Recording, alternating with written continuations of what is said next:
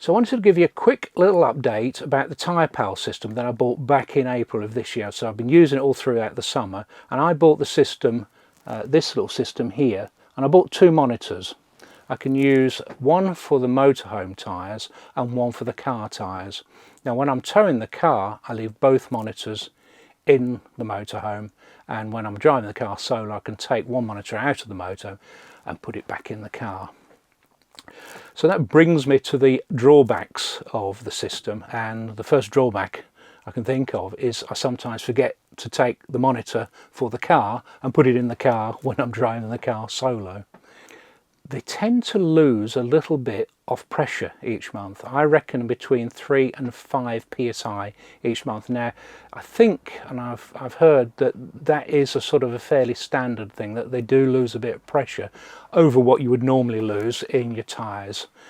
So it does mean that at least once a month I have to pump up the tyres, and I want to actually have a look at pumping up the tyres and what you've got to do, because there's a little bit of extra work that you've got to do to get to the actual valve before you can attach your pump.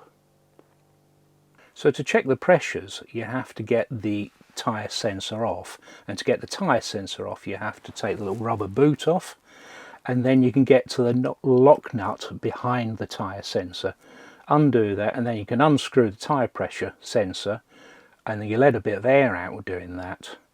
What I did find is I had to take the locking nut off on the car's tyres because I couldn't get the valve on without taking the locking nut all the way off. You can then switch your inflator on and inflate the tyres. This Halford's inflator has a habit of moving about. So. And then obviously you've got to put the lock nut back and try not to drop the lock nut. Screw it back on, and then you can screw the sensor back on after that. It's easier to show you on the motorhome tyre, screwing the sensor back on.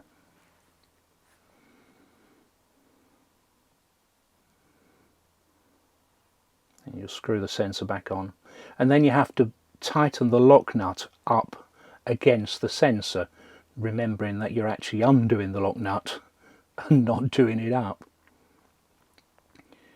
So you always manage to sort of end up going the wrong way. So it's a bit fiddly, and it takes us an extra few minutes to actually check your tyre pressures. But because you've got to do it regularly anyway, I don't suppose there's a problem. Once you've done the lock nut up, of course, then you can put the rubber boot back on. You just sort of pull that back up. I'm not sure how long that boot's going to last, but and then you can check if you want to for any leaks, or listen for any leaks. It says use a bit of soapy water to check for leaks. There you go. It might be a good idea to do that. But that's it. That's the extra bit of work that you've got to do if you're going to check your tyre pressures. The other thing I want to mention is that there's a difference. I've got 3 gauges. I've got a gauge, I've got a pressure gauge, I've got a digital pressure gauge, I've got a gauge on my pump, and the TyrePal itself, so they all show something slightly different.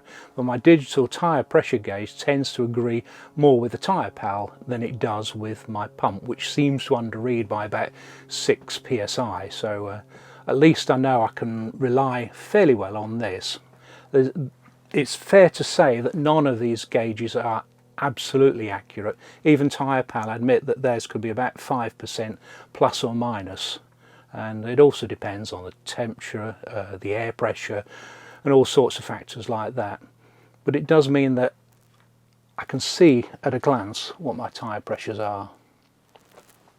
One other drawback is you do have to remember to switch them on. I've driven a fair distance without actually switching one or both of the tyre pressure gauges on. So you do have to remember to do that. I did have a little issue with one of the sensors going missing. It just went blank on one of the sensors. I think it was the front right tyre, and I've no idea why that happened. And that's where the handbook comes in, and you have to look at the handbook and you put it into what's called coding mode, and that allows it to detect the sensor again. And you have to put it in coding mode, and you have to hold the TyrePal itself close to the sensor, and You follow all the instructions and eventually it comes back. I don't know what caused that. So let's come to the big pluses for the TyrePal. It's a great comfort to know what your tyre pressures and your tyre temperatures are whilst you're driving. And that's especially true when you're towing, because you might not notice your tyres going down on your trailer or your caravan or your towed car until something catastrophic happens. So it's a great comfort knowing what those tyre pressures are. It makes you aware of your tyre pressures. Tyres are something I think a lot of people sort of forget about until, you know, they come to the service and you suddenly find like you're 10-15 psi down on what they should be. And if you don't keep your tyre pressures correct, you can end up with more wear on your tyres, which eventually costs you more money in the long run. And also it's got the safety implications. Your stopping distances increase and your wet weather performance will increase if you don't have the right tyre pressures. So it's good from that respect. I still haven't charged these. They've got a charging port on the side of them, but I haven't charged them. They've got this solar panel on them, and that just seems to keep charging them. I've actually left them on. When I came in to film this, I realised I'd left this on from about 3 weeks ago, and it's still on, which is quite amazing, really. So, you know, you don't have to worry about keep charging them. The other thing is that the sensors in the tyres themselves, on the valve, the sensors on the valve, I haven't yet got to changing the batteries, but there is supposed to be a flashing symbol on the display where the tyres are on here. There's supposed to be a flashing symbol when they need changing, but it might be a good idea to change them yearly anyway, so I might do that when the spring comes around.